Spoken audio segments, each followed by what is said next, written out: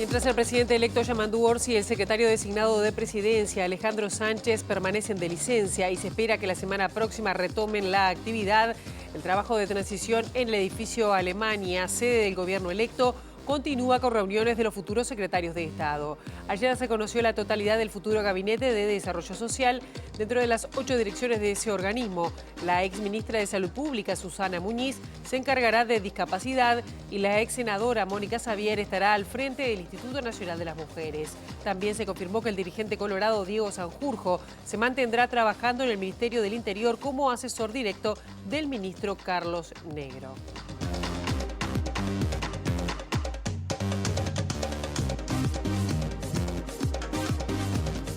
Buen mediodía, qué gusto recibirles en esta edición de MBD Noticias con 26 grados de temperatura a esta hora en Capital y ya vamos con la máxima de hoy que va a ser de 34 grados. El viento está soplando del sector este con una intensidad de 10 kilómetros en la hora y con esta hermosa rambla, este hermoso sol, les decimos que con datos del Centro de Gestión de Movilidad hay algunos cortes de ruta a esta hora. Coronel Mora entre José María Montero y Gregorio Suárez va a estar cortado hasta las 4 de la tarde por podas que se van a extender hasta el 9 de enero. Brito del Pino entre Enrique Puey y Palmar, el corte será hasta las 4:30 de la tarde y se va a extender hasta el 10, viernes 10 de enero.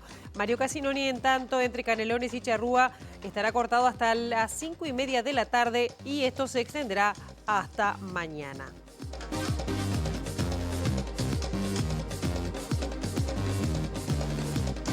Les adelantamos algunos de los temas que vamos a desarrollar hasta las 2 de la tarde.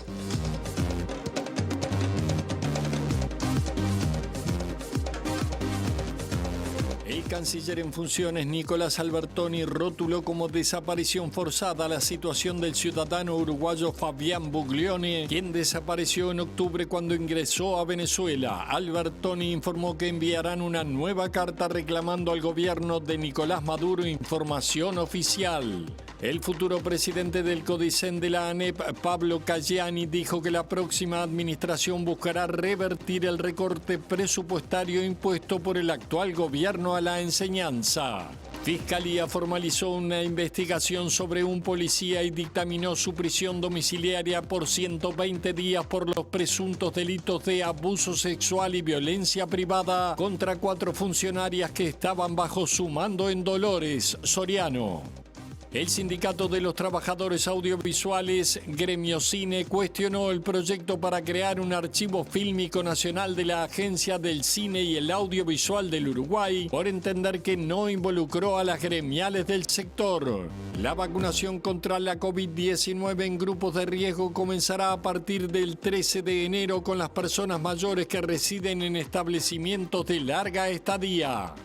El 20 de enero vence el plazo para pagar la patente de rodados en una sola cuota a través del Sistema Único de Cobros de Ingresos Vehiculares. La web oficial está habilitada para hacer consultas, incluye descuentos por pago anual y en fecha de cada cuota.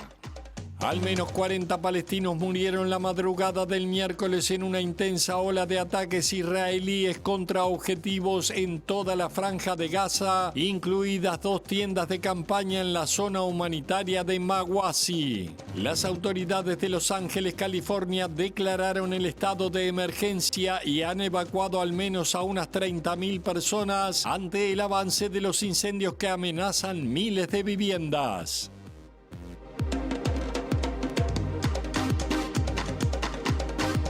Comenzando con el desarrollo informativo, les comentamos que el ministro de Relaciones Exteriores, Omar Paganini, se encuentra en Panamá en un encuentro donde están participando otros 7 cancilleres de distintos lugares de América y también expresidentes que integran la iniciativa democrática de España y de América Latina en un acto de reivindicación de la democracia en Venezuela y América, en el que se espera la presencia del líder opositor venezolano Edmundo González Urrutia, quien disputa la presidencia de su país con el mandatario Nicolás Maduro.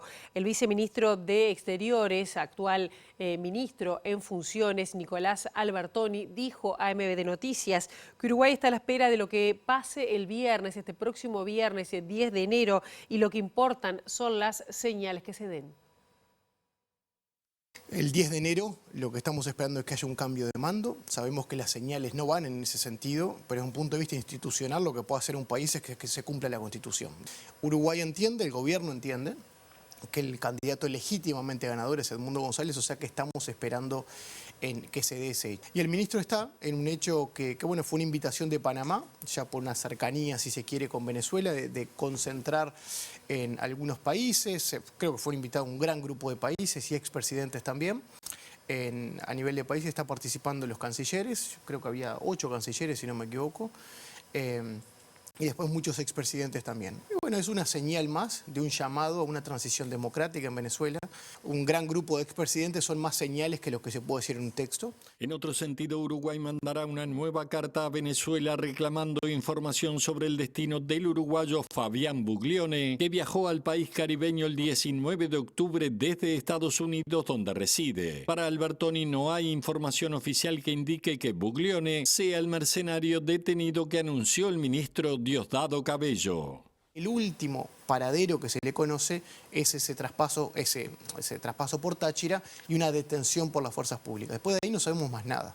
Entonces, el rótulo en el que eso encuadra es claramente de una desaparición forzada, porque es que alguien toma a esa persona por las fuerzas y después no sabemos su paradero.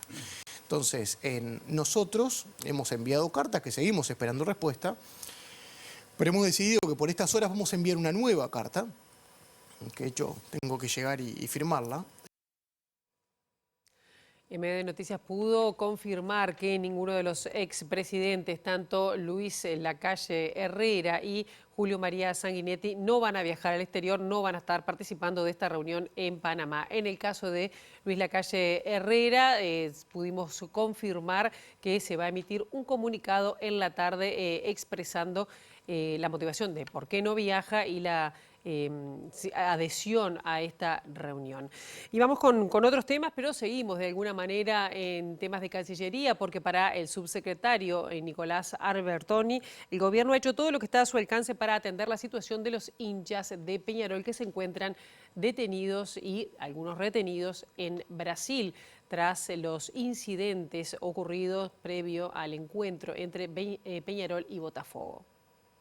De los 200 hinchas detenidos inicialmente, la mayoría ya ha sido liberada. Sin embargo, 21 personas continúan bajo investigación policial y 2 de ellas aún presas. Nosotros hemos hecho todo el día 1. Desde la función consular lo que se puede asegurar, mejor dicho, acercarse a que se esté cumpliendo el debido proceso, que en el caso inicial de que algunos no tenían abogado, que haya un abogado de oficio, que humanitariamente estén bien. De hecho, yo he hablado con el cónsul creo que hasta la semana pasada y casi con una frecuencia semanal hay contactos con estos 2 que están todavía y después con los que están en libertad. Están incomunicados. No, lo de incomunicados no. Primero están presos, pero una incomunicación es en el sentido de no pueden salir del penal, obviamente, de donde están, pero el consulado lo ha visitado, ha estado frente a frente con ellos, nos han manifestado al consulado, el cónsul general y de distrito que los encuentra bien, ellos manifiestan que están bien.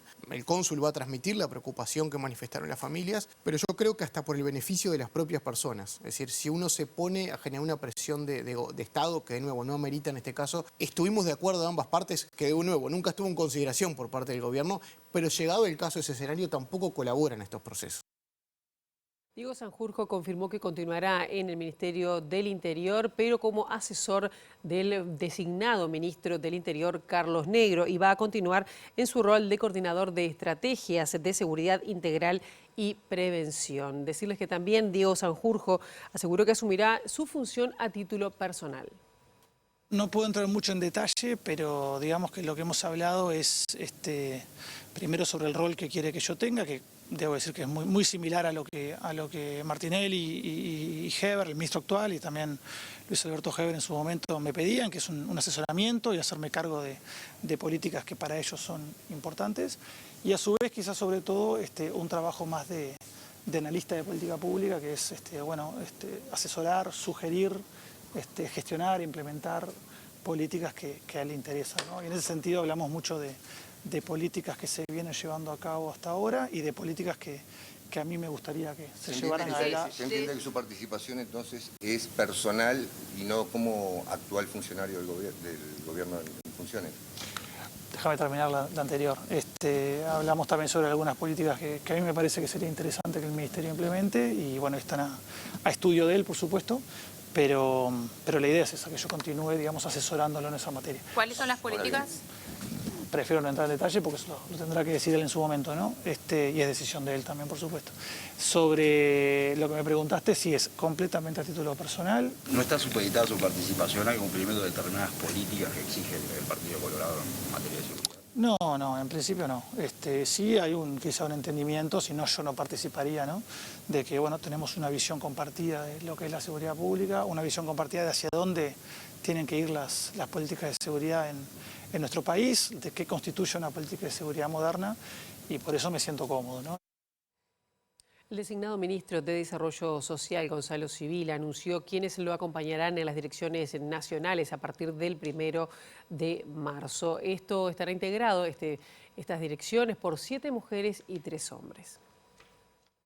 Las futuras autoridades del Ministerio de Desarrollo Social aclaran que el equipo designado combina compromiso político, formación, trayectoria de militancia social y una impronta transformadora. Pero además, hacen hincapié en que se buscó a personas con perspectiva comunitaria, participativa y de fuerte presencia territorial. La directora general de Secretaría del Ministerio será Jimena Muñiz, actual directora interina de Recursos Financieros de la Intendencia de Montevideo. Como directora nacional de Gestión Territorial fue designada Mercedes Clara, directora de Desarrollo Social de la Intendencia Capitalina. Susana Muñiz, ex ministra de Salud Pública y ex presidenta de ACE, será la secretaria nacional de Cuidados y Discapacidad. El director nacional de Desarrollo Social será Nicolás Laza, edil por el Frente Amplio Partido Socialista. Daniel Gerhardt, actual diputado por el Frente Amplio Partido por la Victoria del Pueblo, fue designado como director nacional de Protección Social. El director nacional de Transferencias y Análisis de Datos será Juan Martín Fernández Bayo. La senadora Mónica Xavier, expresidenta del Frente Amplio y ex secretaria general del Partido Socialista, fue nombrada como directora del Instituto Nacional de las Mujeres. Micaela Melgar, actual diputada por el Frente Amplio, Partido Comunista y ex directora del programa Calle del Mides, será la directora del Instituto Nacional de Alimentación. La directora del Instituto Nacional de la Juventud, el INJU, será Eugenia Godoy y Marianela Larzábal será la directora del Instituto Nacional de las Personas Mayores. La información ahora surge desde exteriores porque, comenzó la actividad allí en la sede del gobierno electo. Con el tema está nuestro compañero Federico Jurkovic. Adelante, Federico, bienvenido. Gracias, Pilar. Buen mediodía para ti. Exactamente, edificio Plaza Alemania, ya lo sabemos, aquí transcurre la transición de gobierno por un lado, pero también la preparación del propio gobierno para lo que será la gestión a partir del 1 de marzo. Después del lunes feriado, ayer hubo actividades, hubo información que acabamos de compartir, sobre todo vinculada al Ministerio del Interior y al Mides. Ahí estamos en el plano del trabajo del futuro gobierno con designación de autoridades en las distintas carteras, pero también hay trabajos de transición que se realizaron ayer y que vamos a compartir en un ratito, por ejemplo, en el Ministerio de Educación y Cultura. Ustedes saben, porque el futuro subsecretario de Economía, ayer, mediante un posteo en sus redes sociales, salió al cruce de lo que había planteado el presidente de la República, Luis Lacalle Pou, el lunes, acerca de que hasta este momento, después del balotaje, el gobierno actual entregó más información de la que había recibido Luis Lacalle Pou como presidente electo en 2019. Decía, Martín Valcorba a través de un tuit planteó que él había estado en el Ministerio de Economía en esa transición y que por lo tanto podía dar fe de que eran procesos totalmente diferentes, sobre todo por la falta de información. Y ahí entramos a lo que está pasando hoy, esta mañana, a nivel de gobierno electo, ya no de transición, porque justamente lo que reclama el Ministerio de Economía para el propio ministerio, pero también para pensar todo el futuro gobierno, son números duros y puros de cómo es la realidad económica. En ese plan, entonces, Martín Valcorba salió ayer al cruce. Hoy nos decían aquí en el edificio Plaza Alemania que eso es lo que se quería transmitir justamente desde las futuras autoridades del Ministerio de Economía. Gabriel Odón estuvo reunido, hasta hace minutos nada más veíamos salir al contador Gustavo Viñales, ustedes saben es del CIMBE, y una figura que ha empezado hacia mitad del año pasado, sobre todo hacia finales, hablar del IVA personalizado, una posibilidad de diferenciar los niveles del IVA según los sectores sociales, que el propio Odone dijo que era una posibilidad y que la estaba estudiando. No nos han confirmado que ese era el tema, pero se da por descontado que por lo menos estuvo sobre la mesa. Gabriel Odone, el futuro ministro de Economía, es el único jerarca que ha tenido una reunión y que tiene previsto dejar el edificio Plaza Alemania en los próximos minutos, Pilar, hasta donde sabemos, y salvo que ocurra alguna novedad en las próximas horas, no va a haber reuniones en esta sede durante la tarde, pero como les decía al principio, también ayer sí hubo una parte de transición donde el futuro ministro de Educación y Cultura, José Carlos Maía, hizo declaraciones al respecto de cómo va marchando ese proceso que quizás es el que más ha avanzado en algún sentido. Sin embargo, también hablaba de la poca información. Si les parece, compartimos lo que decía el futuro ministro. La información que tenemos nosotros por ahora es muy escasa. Tuve un muy buen diálogo con el ministro da Silveira, pero en términos concretos son unas poquitas carillas que aspiramos, le dejamos una serie de preguntas, que en la jornada de ayer, quien va a ser el director general de Secretaría, Carlos Varela Ubal, se comunicó con el director general de Secretaría del actual Ministerio de Educación. Esas preguntas que nosotros dejamos están trabajando en sus respuestas, pero aspiramos, por supuesto, que en los próximos días tener mayor cantidad de elementos para poder hacer una mejor transición. O sea que si es menos que lo que había antes, es difícil. Maía detalló que se requiere información sobre los compromisos pendientes, las distintas formas de contratación y cuántos son los cargos. El futuro ministro dijo que está próximo a definir los nombres para la Dirección Nacional de Cultura y la presidencia del SODRE, que serán 2 mujeres. Yo estoy muy cerca de definir lo que les puedo decir que va a ser una mujer y que ya más o menos lo tengo definido, pero no lo he resuelto. A partir de eso, la estructura que depende de la Dirección Nacional de Cultura supone los institutos. Los institutos tienen contenidos muy importantes específicos. Por ejemplo, todo lo referido a la necesidad de reglamentar la Ley General de Teatro. Es algo que yo lo entiendo como una cuestión que sí o sí tenemos que hacer. Bueno, veremos más en su momento. Bien, y también Maía se estuvo refiriendo a la continuidad de la futura ley de medios aprobada en esta administración y a la designación de quién va a estar al frente de los medios públicos. El gobierno tiene, por supuesto, todas las potestades hasta el 28 de febrero. A partir de ahí, el nuevo gobierno tendrá, por supuesto, las mismas potestades con una nueva administración para cambiar todo aquello que haya que cambiar. La decisión de sabiendo que hubo una elección, que cambió al partido que gobierna, que cambió la línea, se mantenga más allá del tiempo, es una de las cuestiones que debería manejarse a nivel de presidencia de la República, porque es un dato de la realidad que el pueblo uruguayo decidió cambiar. Y nada, a veces te toca ganar y a veces te toca perder. ¿El Frente Amplio pretende dejar sin efecto la ley de medios que aprobó el Parlamento? Bueno, es una decisión que tenemos que conversar.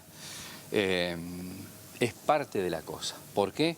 Porque nosotros tenemos que elegir muy bien, concretamente, los énfasis principales de este año que inicia. Maía se refirió a cómo se llegará a la definición de quién esté al frente de los medios públicos en la futura administración. El Ministerio de Educación es algo bastante grande, tiene los medios públicos, tiene mucha cosa.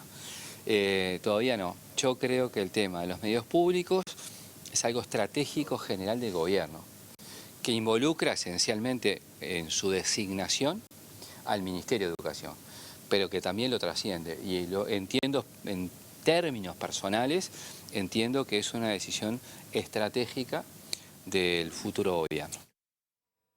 El futuro presidente del CODICEM de la ANEP, Pablo Cayani, dijo que en la próxima administración se va a buscar revertir el recorte presupuestal que impuso este gobierno. Además, adelantó que harán el intento de devolver el carácter legal de la participación docente.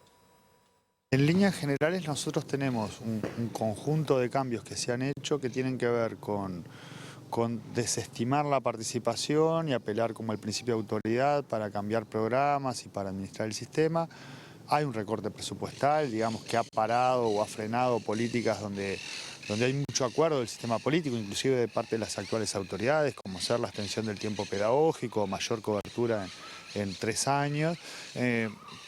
Y luego hay un conjunto de cambios en lo curricular donde el gobierno optó por cambiar solo, sin trabajar esto con las asambleas técnico-docentes, sin trabajarlo con los estudiantes, ni las familias, tampoco actores de la academia. Es decir, hay un conjunto de nudos a intentar ver de qué manera se mejoran algunos avances en materia de políticas educativas y se corrigen aquellas cosas que han generado más dificultades. Cayani rescató como algo positivo la continuidad del proceso educativo de los 3 a los 18 años, algo que impulsó la transformación educativa, pero entiende que se puede mejorar. También adelantó el trabajo que debe hacerse en términos de legislación. En virtud de lo que está planteado en el programa del Frente, hay que trabajar los temas de la Universidad de la Educación y recuperar los temas de participación que fueron afectados por la Ley de Urgente Consideración. Todo esto requiere o mayorías especiales o mayoría simple y hay que recordar que tenemos un Parlamento que en diputados no tiene mayoría, por lo tanto esto tiene que ver con la negociación parlamentaria para conseguir los votos para poder efectivizar. Desde este miércoles y hasta el 8 de febrero, prácticamente en todo el país, salvo Maldonado, que se va a extender hasta el 13, se está viviendo una nueva edición de las escuelas de verano, un emprendimiento, una iniciativa que ya lleva 35 años y que combina actividades lúdicas, también recreativas, escolares. Entonces, según lo explicó la directora general de primaria, Olga de las Heras, quien dijo que se destinaban 92 millones de pesos a este proyecto, que incluye también la alimentación para 12.000 niños y niñas. El programa abarca 153 escuelas en todo el país, que son escuelas sedes. O sea que a esa escuela van niños de la propia escuela y algunos otros niños de otras escuelas que quieran participar y los padres lo anotaron. Los maestros que trabajan en este programa son maestros que se anotan voluntariamente y es digamos, un trabajo adicional al sueldo que ellos tienen. Entonces, algunos maestros quieren trabajar en verano. ¿De cuántos estamos hablando? Y nos estamos hablando de todo el programa de 153 escuelas, estamos hablando de un presupuesto de 91 millones y medio. Pero te quiero explicar que va a sueldos, que es el mismo sueldo que tiene el maestro en ese mes, y va también incorporado partidas para las escuelas para compra de material didáctico. Pero también abarca la alimentación. Nosotros vamos a tener en cada escuela auxiliares, ¿no? Auxiliares tanto de servicio como gente ocupada en la cocina, que es todo comida hecha en la escuela. Y además tenemos las salidas didácticas. Vamos a otros temas. Bruno Manini Ríos está detenido y fue trasladado al departamento de Artigas, acusado de estafa contra un familiar directo. En breve declarará ante la Fiscalía en el marco de una investigación que incluye denuncias por uso indebido de cuentas bancarias y sustracción de bienes. El detenido es hijo del líder de Cabildo Abierto, Guido Manini Ríos. Fue detenido en Montevideo Bruno Manini Ríos, hijo de la senadora Irene Moreira y el senador Guido Manini Ríos. La orden provino de la justicia de Artigas a solicitud de la fiscal departamental. El traslado del implicado se realizó tras la revisión médica correspondiente y luego de ser llevado a una dependencia policial en Canelones. Próximamente comparecerá ante la Fiscalía de Artigas encabezada por Nelly Beatriz González en el marco de una investigación por presunta estafa. La denuncia fue presentada por un familiar directo en 2022, alegando el uso indebido de llaves digitales vinculadas a una cuenta bancaria. Una segunda acusación se sumó recientemente vinculando al sospechoso con la sustracción de dinero, tarjetas y otros bienes del denunciante. Efectivos policiales llevaron a cabo la detención en el apartamento familiar en la Rambla montevideana. La jueza de paz, Hilda Toriani, dispuso su captura y posterior traslado al norte del país. Nos vamos nuevamente a exteriores, a encontrarnos con nuestra compañera Juliana Perdomo. Juliana, muy buen mediodía, bienvenida. Gracias, Pilar. Buen mediodía para todos. Nos encontramos en el Instituto Uruguayo de Meteorología para hablar de este verano tan atípico, con temperaturas que comienzan a elevar muy tímidamente, y nos recibe Mario Videgain, el asesor de Inumet. Gracias por estos minutos. Bueno, ¿qué perspectivas se esperan para las próximas semanas? Y también me atrevo a preguntarle por el mes de febrero. Bueno, sí, vamos a observar un incremento de las temperaturas ya en los próximos días y próximas horas, diríamos. Esto se va a hacer visible fundamentalmente la semana que entrante, donde vamos a tener máximas en Montevideo, zona metropolitana de Montevideo, de alrededor de los 30 grados, incluso superiores. Creo que va a ser la primera vez que vamos a alcanzar estos valores, por lo menos en este verano. Venimos con un comienzo de verano muy frío. Diciembre hemos terminado con 2 grados por debajo de lo normal en cuanto a temperaturas medias. Pero esperamos que en las próximas semanas, incluso lo que resta del verano, estemos con temperaturas por encima de los valores normales. Estamos hablando de un verano, un resto de verano por lo menos que va a ser cálido. Repito, no deberíamos esperar por lo menos en el corto plazo la ocurrencia de olas de calor, pero sí, repito, el aumento importante de las temperaturas, y no se descarta que en el litoral oeste de nuestro país, básicamente los departamentos fronterizos con Argentina, se pueden dar las condiciones para la ocurrencia justamente de una ola de calor, ¿no? ¿Qué va a pasar con el interior del país y las temperaturas? ¿Va a suceder lo mismo que en Montevideo? Sí, como bien te decía, las temperaturas obviamente van a ser superiores en el interior del país. Cuando estamos hablando de máximas que van a estar en torno de los 30 grados en Montevideo, estamos hablando en el interior, vamos a estar por encima posiblemente en algunos lugares de los 34 a 35 grados. Por eso decía que en el litoral oeste de nuestro país, nuevamente en la región donde tenemos más altas temperaturas en el verano, no se descarta que podamos entrar en condición de ola de calor, ¿no? ¿A qué se debe este verano tan atípico y estas temperaturas que ya venimos arrastrando desde diciembre? Bueno, en diciembre lo que ha ocurrido es que hemos tenido numerosos días con influencia de vientos de componente sur y suroeste. Obviamente eso aporta aire que proviene de regiones prácticamente polares, y eso se dio porque tuvimos sobre el Océano Atlántico una situación de una baja presión, una circulación de baja que nos hacía justamente que la preferencia de los vientos sea del sector sur. A contramano, diríamos, de lo que sería usual en el verano, de que los vientos normalmente deberían soplar del componente norte o noreste, como, bueno, finalmente está ocurriendo en el día de hoy, por ejemplo. Pero estas condiciones tan anómalas se repitieron, como le digo, repito, varias veces o varios días en diciembre, lo que provocó que finalmente las temperaturas terminaban muy por debajo de lo normal. ¿Se avisora qué puede pasar con las lluvias para las próximas semanas?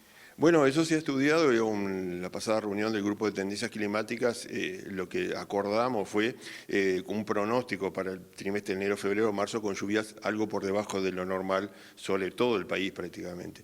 Esto es porque es así, porque tenemos y continuamos con un enfriamiento en el Océano Pacífico. No es una niña propiamente dicha, pero es un enfriamiento que nos puede afectar fundamentalmente en lo que sería en la segunda mitad de este verano y posiblemente el comienzo del otoño.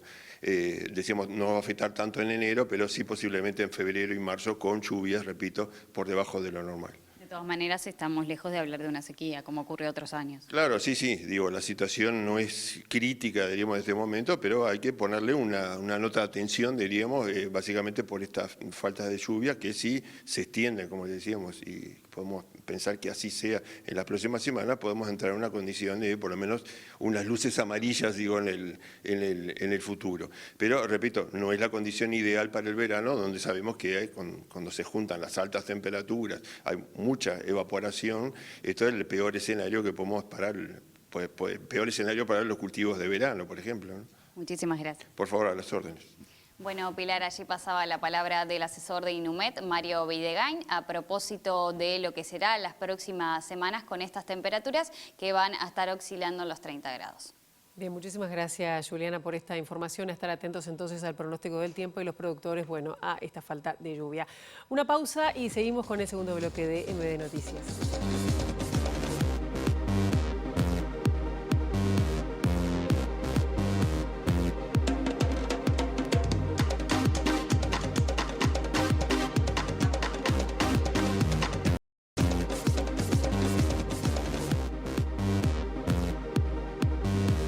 Seguimos con 26 grados de temperatura en estos momentos en Montevideo. Recordamos que la máxima es de 34. Les contamos que el Poder Ejecutivo decretó los salarios mínimos y ajustes semestrales para las empresas de la industria frigorífica tras 20 reuniones sin acuerdo en los consejos de salario, según lo informó el subsecretario de Trabajo Daniel Pérez. Los incrementos están basados en la inflación proyectada y abarcan el periodo de julio de 2024 a junio de 2026. Este decreto lo que hace es actualizar las categorías mínimas desde el 1 de julio de 2024 al 30 de junio de 2026. Entonces, por tanto, hubo un aumento de salarios que hasta altura es retroactivo al 1 de julio y que se tiene que pagar, y el 1 de enero hay otro aumento. Este decreto fija ajustes de salarios semestrales y correctivos anuales, es decir, que hubo un ajuste el 1 de julio de 2024, uno el 1 de enero ahora de 2025, y en junio va a haber un correctivo anual si así es necesario.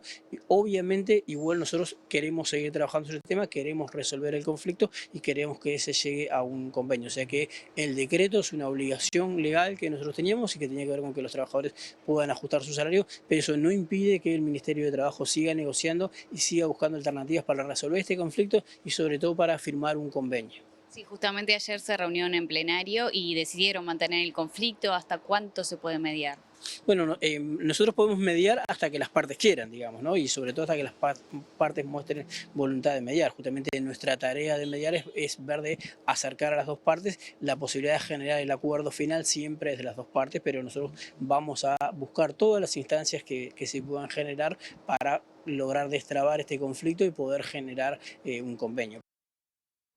La Fiscalía formalizó la investigación contra un funcionario de policía por los presuntos delitos de abuso sexual y violencia privada contra 4 funcionarias que estaban bajo su mando allí en el departamento de Soriano, en la localidad de Dolores. La abogada del sindicato, Camila Francia, dijo a MBD Noticias que las denuncias por estos y otros delitos dentro de la estructura policial van en aumento. Las funcionarias lo que denunciaron fue el enviado de fotos, de videos de este compañero, una situación que les causaba incomodidad y algunos intentos de acercamiento que fueron que ellas denunciaron. Por lo general desde el sindicato se denuncia la situación al Ministerio de Trabajo y también al Ministerio de Interior, que a su vez deriva en la Comisión de Género. ¿Cómo es el trabajo y cómo viene trabajando también esta comisión dentro del Ministerio del Interior? Bueno, la comisión funciona bien en el sentido de que cuando se recibe la denuncia, inmediatamente las denunciantes son citadas a declarar y comienza la investigación. Lo que puede pasar es que de repente demora mucho la resolución final. Entonces, bueno, a veces hay un periodo entre 4 y 6 meses en que puede demorar, digamos, la resolución, como decir si hay acoso o no hay acoso. Francia advirtió que la carátula de las denuncias incide en las medidas posteriores y a veces lleva a que se le quite el arma de reglamento a las personas denunciantes, lo que se considera un perjuicio porque impide realizar tareas como el servicio 222, que complementa el salario base. Si fuera una situación de acoso sexual no se le debería quitar el arma de reglamento, pero muchas veces se certifican por estrés laboral. Entonces, en ese caso, si se activan los protocolos, inicialmente se les retira el arma de reglamento.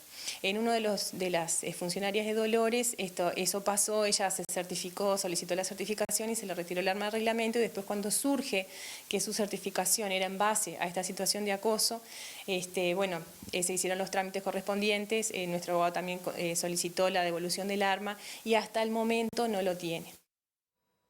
El próximo lunes 13 de enero comenzará la vacunación contra el COVID-19 en establecimientos de personas mayores de larga estadía. El Ministerio de Salud Pública compartió el calendario de vacunación contra la COVID-19 para los grupos de riesgo, luego de la vacunación a personas mayores en centros de larga estadía, que comienza el 13 de enero. Se habilitará a partir del 20 de este mes la vacuna para personas mayores de 80 años, pacientes inmunocomprometidos y mujeres embarazadas. El tercer grupo comprende personas mayores de 70 años y personas con síndrome de Down. Para ellas, la vacunación iniciará el lunes 27 de enero. El cuarto grupo engloba a personas mayores de 50 años que tengan la coexistencia de 2 o más enfermedades y podrán vacunarse a partir del 3 de febrero. Quienes integran estos grupos no necesitan receta médica. En los casos en que por condición especial se requieran esquemas de más de una dosis, deberá contarse con receta médica que certifique la indicación, según informó la cartera de salud. La vacuna se encontrará disponible en los vacunatorios de la Comisión Honoraria de la Lucha Antituberculosa y vacunatorios privados. Rige un aumento de 5% para el precio de tabaco y los cigarrillos decretado por el Poder Ejecutivo. El impuesto para la caja de 20 cigarrillos, que cuesta alrededor de 210 pesos, pasa de 101,84 a 107,14 pesos. En el caso del tabaco, para un paquete de 45 gramos, el IMESI pasó de 45,36 pesos a 47,72. En ambos casos, se trata de una suba del 5,2% que se trasladará a los consumidores. El IMESI para las bebidas con y sin alcohol también fue actualizado por el Poder Ejecutivo, como sucede anualmente. Según informó el diario El País, para la cerveza con alcohol el impuesto aumentó un 0,75%, ubicándose en 95,04 pesos. En el caso de la cerveza sin alcohol, representa 95,40 pesos. Las bebidas energizantes pasan a tener un IMESI de 42,69 pesos. Las aguas minerales y sodas mantienen el impuesto en 23,47 pesos. El Sistema Único de Cobros de Ingresos Vehiculares, el SUSIVE, comenzó a operar nuevamente en esta jornada y se podrá informar con todo lo relativo a la patente de rodados 2025, los descuentos que están vigentes y la fecha de cada cuota. La patente se calcula sobre un porcentaje del valor del vehículo que es el 5% del precio de mercado sin IVA. Si se paga toda la patente del año en una sola cuota en el primer pago de enero, el descuento es del 20% del total del precio a abonar. El 20 de enero vence el plazo para pagar la patente en una sola cuota. En cambio, si se paga la patente en cuotas y en fecha, el descuento es del 10% en cada cuota. También hay convenios para pagar deudas vehiculares. A partir de este año 2025 se puede descargar una aplicación del SUSIVE para teléfonos celulares. En ella se puede acceder a toda la información del vehículo asociado a la misma, tanto en lo referido a patente como a multas y deudas. El SUSIVE alertó sobre mensajes falsos haciendo referencia al sistema y recomendó no acceder a ellos. Desde la página oficial se informó que no se envía ningún tipo de mensaje con enlaces de internet indicando, por ejemplo, que el usuario tiene una infracción de tránsito. Una nueva pausa y seguimos ya con el último tramo de MBD Noticias.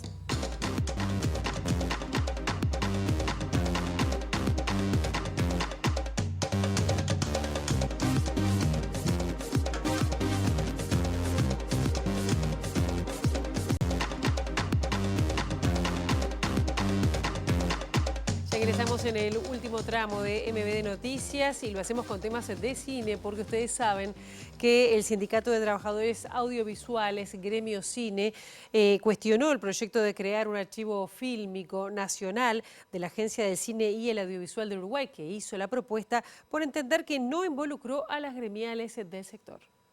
Gremio Cine ha tenido una mirada crítica respecto a la CAU, cuya creación, entiende, implicó un cambio de modelo de gestión. Nadie puede estar en contra de que haya una política pública con respecto al patrimonio audiovisual, eso no está en discusión.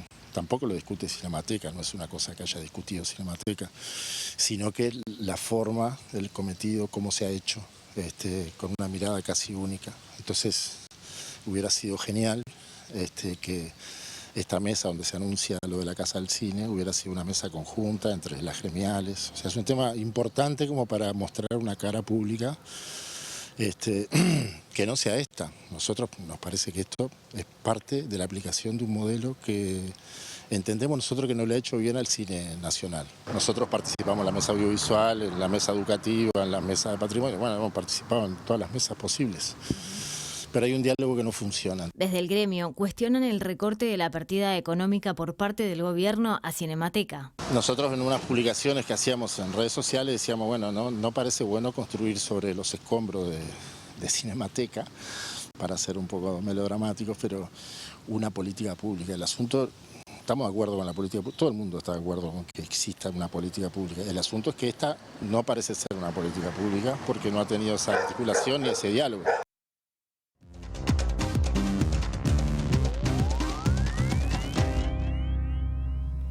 Y en Venezuela el gobierno anunció que detuvieron a 7 extranjeros que calificaron de mercenarios, 3 de los cuales son de Ucrania, 2 provienen de Estados Unidos y otros 2 de Colombia, quienes pretendían, según el gobierno, llevar adelante acciones terroristas 3 días antes de la toma de posesión del gobierno, según informó el mandatario Nicolás Maduro.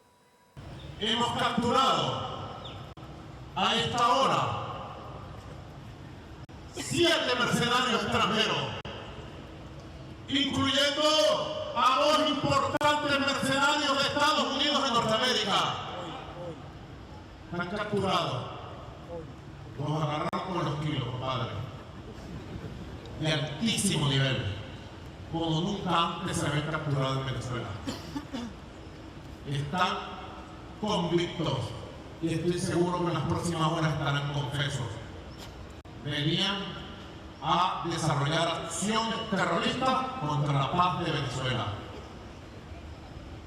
2 sicarios colombianos capturados en lugares distintos del país y 3 mercenarios que venían de Ucrania, de la guerra de Ucrania, a traer violencia al país.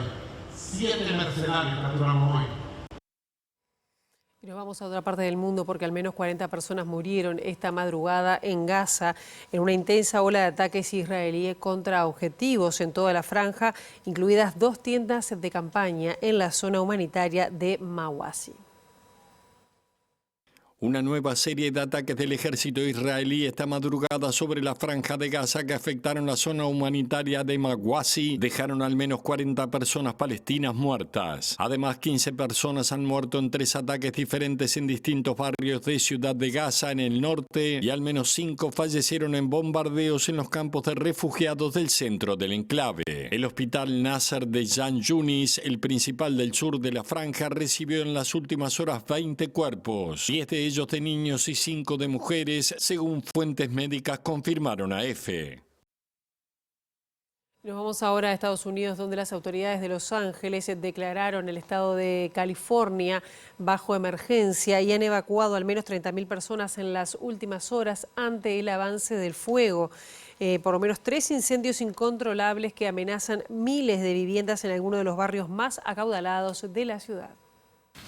You're looking good. Your house is not on fire.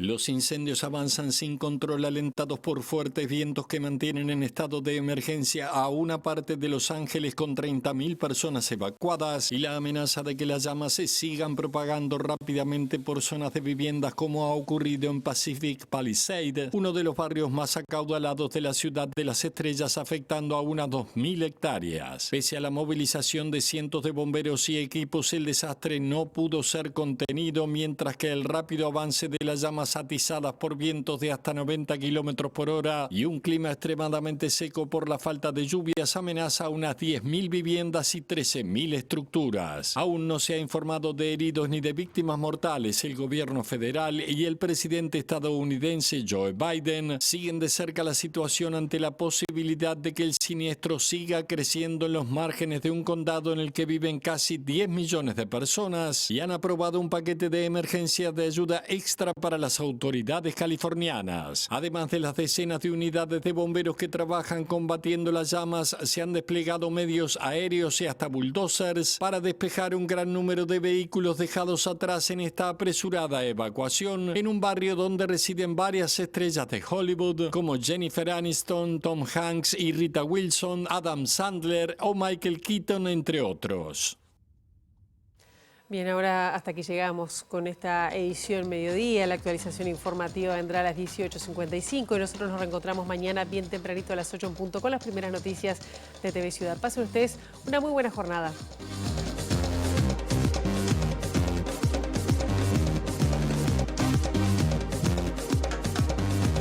El canciller en funciones Nicolás Albertoni rotuló como desaparición forzada la situación del ciudadano uruguayo Fabián Buglioni, quien desapareció en octubre cuando ingresó a Venezuela. Albertoni informó que enviarán una nueva carta reclamando al gobierno de Nicolás Maduro información oficial. El futuro presidente del CODICEN de la ANEP, Pablo Caggiani, dijo que la próxima administración buscará revertir el recorte presupuestario impuesto por el actual gobierno a la enseñanza. Fiscalía formalizó una investigación sobre un policía y dictaminó su prisión domiciliaria por 120 días por los presuntos delitos de abuso sexual y violencia privada contra 4 funcionarias que estaban bajo su mando en Dolores, Soriano. El Sindicato de los Trabajadores Audiovisuales, Gremio Cine, cuestionó el proyecto para crear un archivo fílmico nacional de la Agencia del Cine y el Audiovisual del Uruguay por entender que no involucró a las gremiales del sector. La vacunación contra la COVID-19 en grupos de riesgo comenzará a partir del 13 de enero con las personas mayores que residen en establecimientos de larga estadía. El 20 de enero vence el plazo para pagar la patente de rodados en una sola cuota a través del Sistema Único de Cobros de Ingresos Vehiculares. La web oficial está habilitada para hacer consultas, incluye descuentos por pago anual y en fecha de cada cuota. Al menos 40 palestinos murieron la madrugada del miércoles en una intensa ola de ataques israelíes contra objetivos en toda la franja de Gaza, incluidas 2 tiendas de campaña en la zona humanitaria de Mawasi. Las autoridades de Los Ángeles, California, declararon el estado de emergencia y han evacuado al menos a unas 30.000 personas ante el avance de los incendios que amenazan miles de viviendas. Se mantiene el trabajo de transición en el edificio Alemania, sede del gobierno electo, donde pese a la licencia del presidente electo, Yamandu Orsi, los futuros ministros se reúnen delineando el equipo que entrará en funciones el 1 de marzo.